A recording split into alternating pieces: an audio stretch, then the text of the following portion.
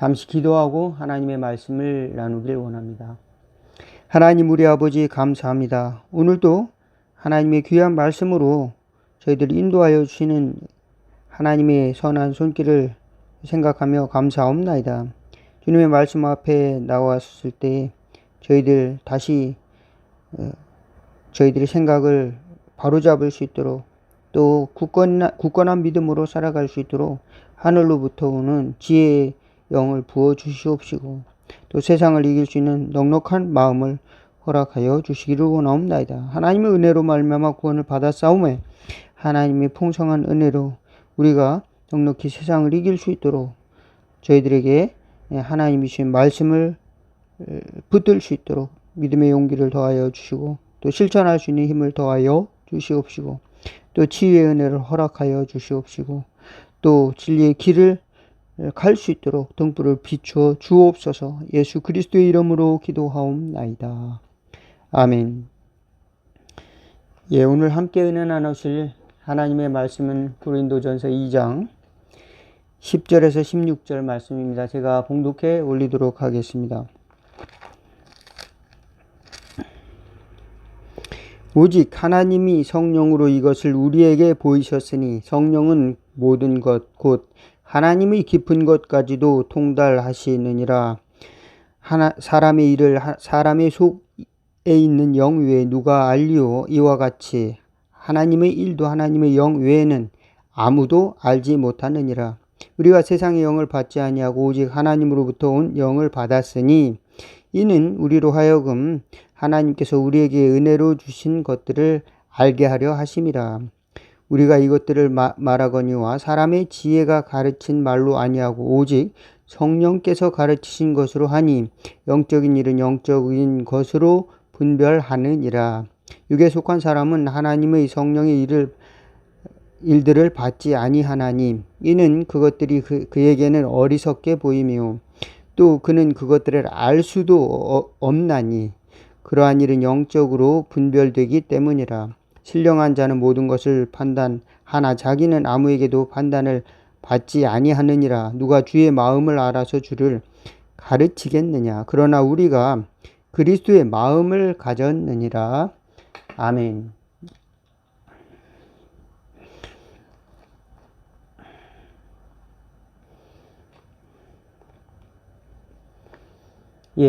우리는 이 세상을 살아가면서 지혜를 구하고 어떻게 살아가야 될까? 삶의 방법을 구할 때가 많이 있습니다. 어떤 방법을 가지면 우리가 탁월하게 살아가고 또 세상을 이기면서 또 세상 속에서 나의 존재를 드러나기도 하고 또 나의 역량을 발휘하면서 살아가게 될 것인가?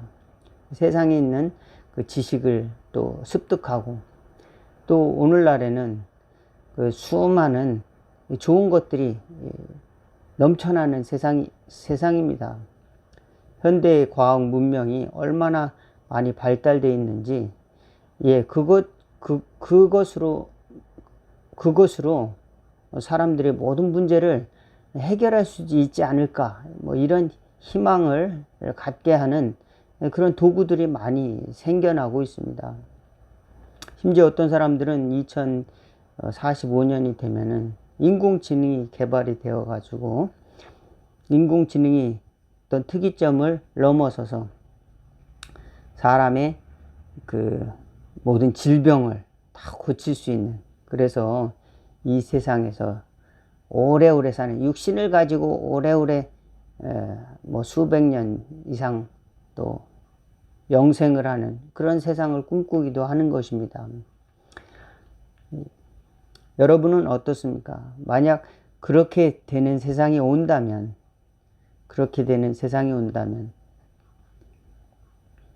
하나님의 방법을 우리가 추구해야 하는 이유는, 하나님의 뜻을 구해야 하는 이유는 우리가 사람으로부터 나오는 지혜와 지식에 그 방법에 한계가 있다는 것을 우리가 경험하고 알기 때문에 그렇습니다. 그 유명한 스티븐 호킹 박사라든지 우리가 여러분이 잘 아는 일론 머스크 같은 사람들도 인공지능이 위험하다. 인공지능이 어떤 수준에 이르면 인간에게 도움을 주는 그런 방법이 인간의 이기적 본성으로 인해서 파괴적인 그런 결과를 가져올 수가 있다라고 하는 것을 굉장히 두려워하고 있다라고 하는 것입니다. 굉장히 우려스럽게 생각을 하고 있다라고 하는 겁니다. 우리는 인간이 가진 지혜와 또 하나님이 주신 지혜, 이거를 잘 모르는 사람이 있습니다. 지혜는 다 똑같은 거 아니야? 사람 사는 거는 다 똑같은 거 아니야? 이렇게 생각을 하고 또 거기서부터 시작하는 것이죠. 그렇지만 예수 믿는 사람들은 다른 한 가지가 있습니다. 하나님으로부터 온 지혜가 있다. 하나님으로부터 온 선물이 있다. 하나님으로부터 온 방법이 있다는 것을 강하게 인식한 사람들이 바로 예수 그리스도를 영접한 사람들입니다.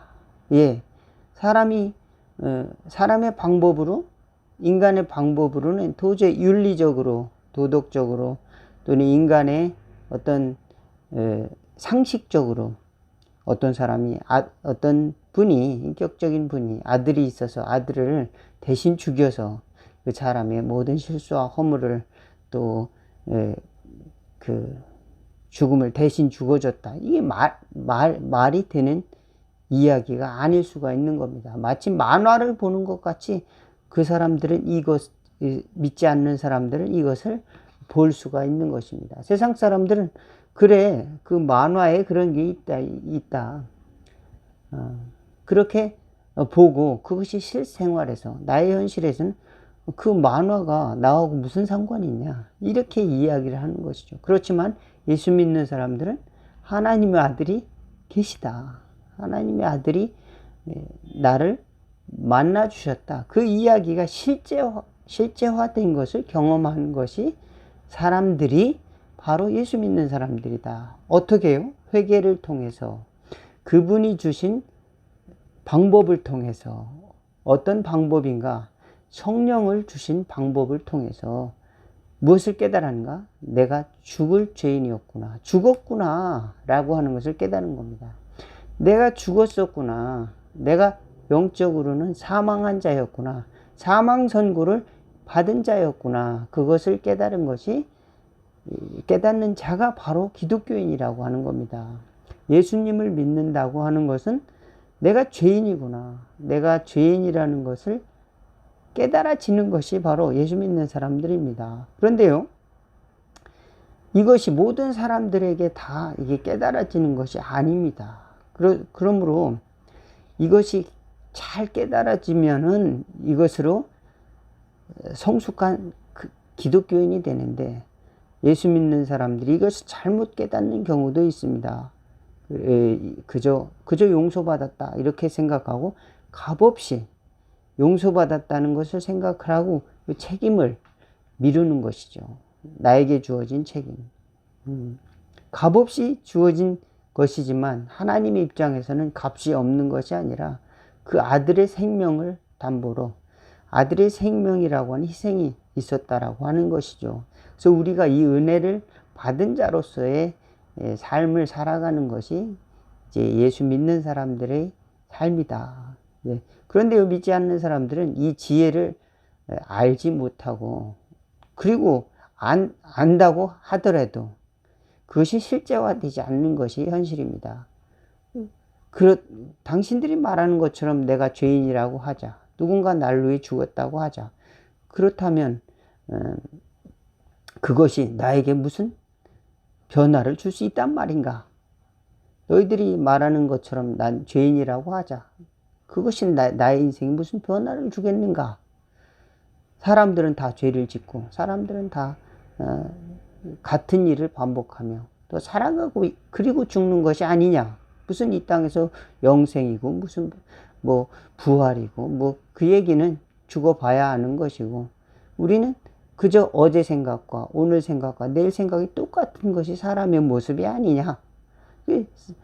두 사람, 하나님이 주시는 방법과 인간의 영에 속해서 인간의 방법으로 대화를 하다 보면은 절대 두 사람은 이해를 할 수도 없고 또 그것을 받아들일 수 있는 조건이 되지가 않습니다. 그러므로 이 믿지 않는 사람들과 자꾸 논쟁할 필요가 없어요. 논쟁하는 방식으로 믿음이 가지가 않습니다. 우리가 하나님이 주신 은혜 또한 우리가 하나님을 설득해서 우리가 신앙을 얻은 것이 아니죠. 우리가 하나님으로부터 은혜를 받은 것은 하나님의 선택과 또 하나님의 긍휼 때문에 또 우리 자신이 회개를 통해서 하나님 앞에 받아들여지기 때문에 가능한 것이지, 우리가 어떤 세상적인 조건에 의해서 어떤 하나님이 기뻐할 만한 어떤 것을 충족했기 때문에 하나님이 이러한 하나님의 지혜, 내가 죄인이구나, 그렇죠, 이것이 문제였구나, 믿지 않았었구나, 이거를 깨달아지는 것이 우선 나의 어떤 공로에 의해서 되는 것은 아니라고 하는 겁니다.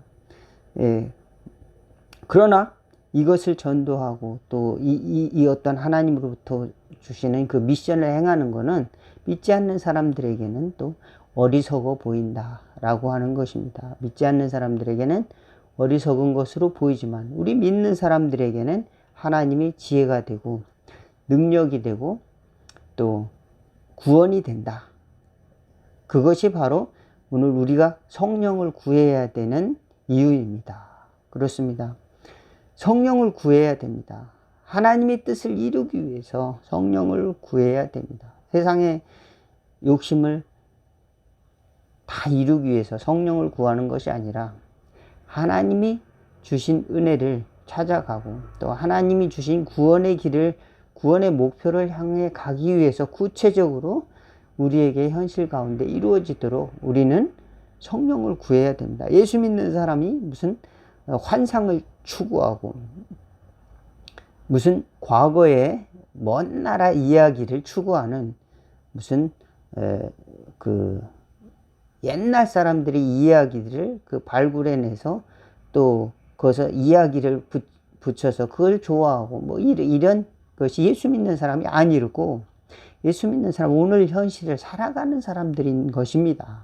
오늘 현실을 살아가는 동안 주님은 또한 멀리 계신 분이 아니고 또 인격적으로 우리와 함께 하시는 그 하나님이 만나 주시는 그 은혜를 살아가고 있는 것이 바로 그리스도인들이다 믿으시기를 바라겠습니다. 그런데요, 예수 믿는 사람들이 이 지혜를 잊어버릴 때가 있습니다. 이 지혜를 잊어버리고, 그래 나도 세상 사람들만큼 나도 잘하는 것이 있지, 세상 사람들보다 내가 저 친구들보다 못난 것이 무엇이야, 이렇게 하고 육신의 자랑이 솟아올라갈 때가 있습니다.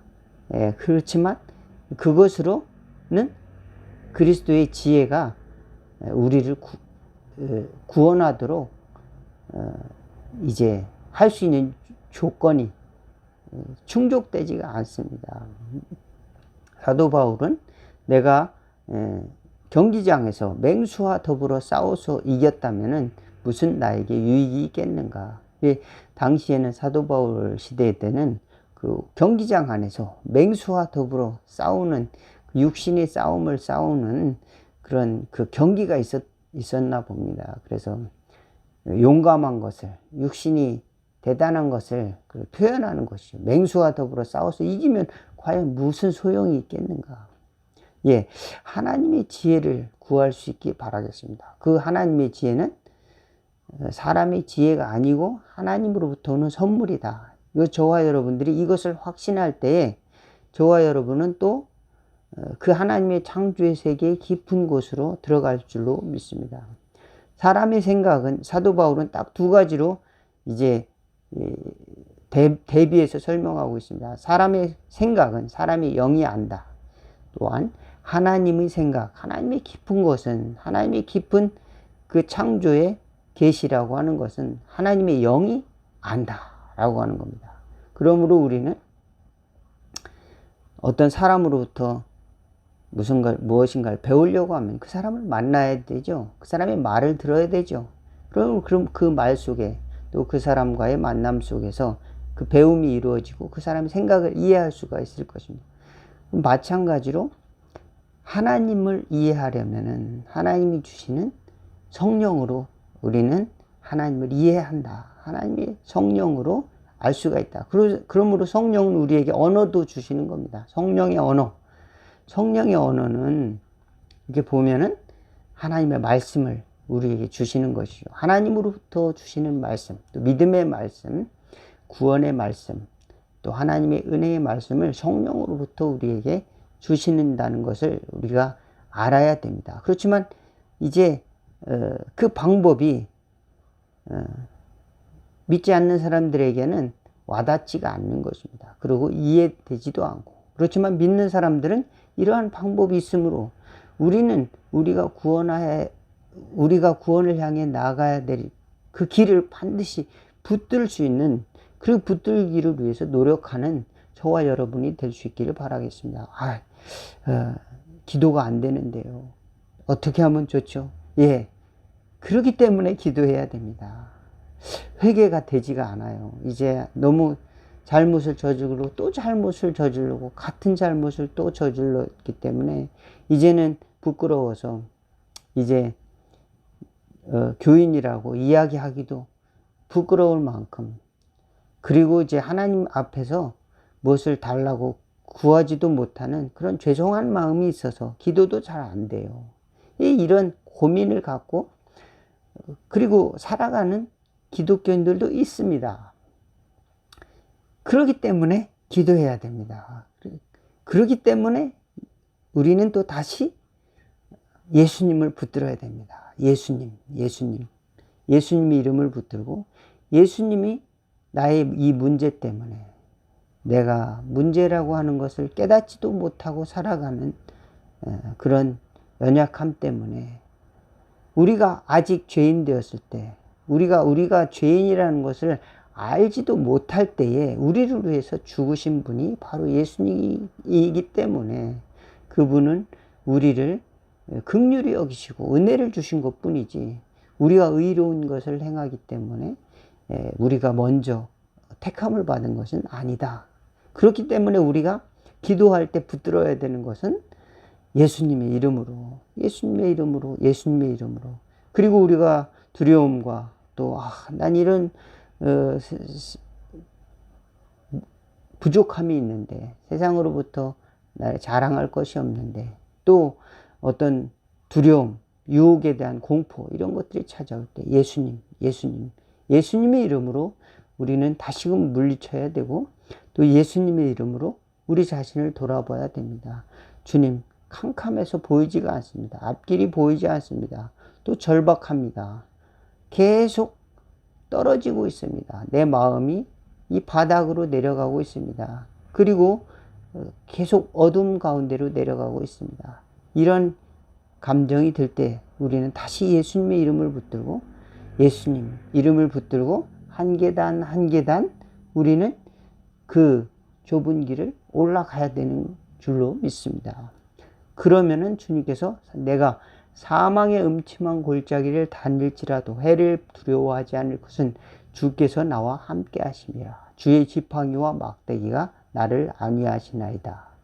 이 찬송으로, 이 시편의 고백으로 우리와 함께 해줄 줄로 믿습니다. 또 사도 바울은 하나님으로부터 오는 지혜를 통해서, 하나님으로부터 오는 은사를 통해서 그 알지 못한 이방인들에게 어마어마한 하나님의 비밀들을 증거하는 사도가 될 수가 있었습니다.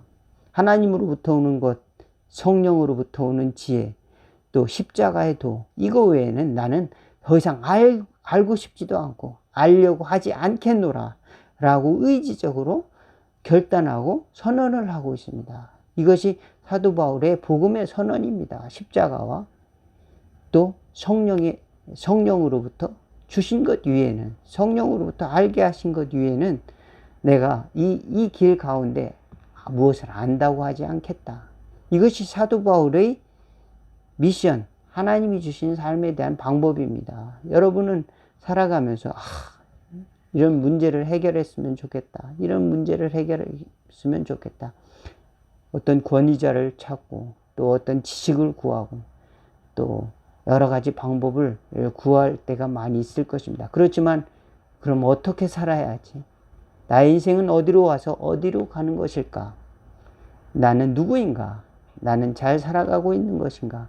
나는 과연 이 문명이 폭발하는 이 시대에서 정말로 버튼 하나만 누르면은 온 세계 사람들이 하나가 되는 이런 시대에서 살아가면서 나는 도대체 행복한가?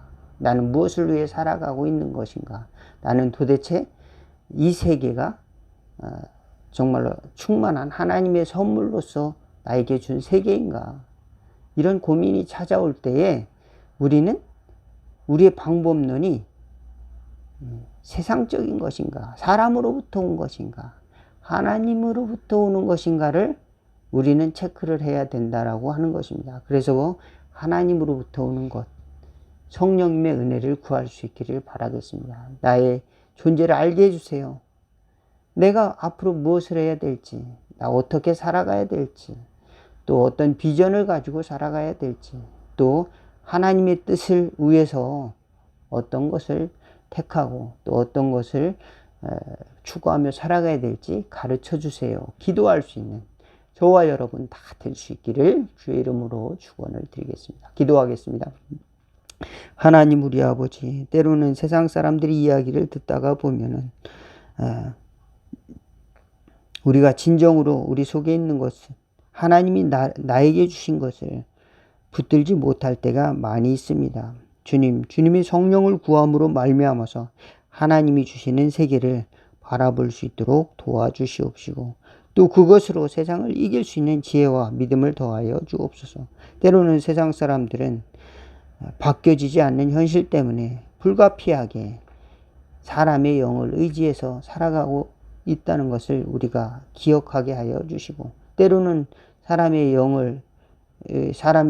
영도 온전하지 못해서 사단 마귀에게 잡혀서 쓰임받고 살아가는 것을 깨닫게 하여 주시고 우리가 진리의 영을 받아서 하나님의 영을 받아서 참 회개에 이르며 하나님의 아름다운 열매를 맺으며 주님이 주신 사명을 감당하는 모든 성도들 될 수 있도록 인도하여 주옵소서. 예수 그리스도의 이름으로 기도하옵나이다. 아멘.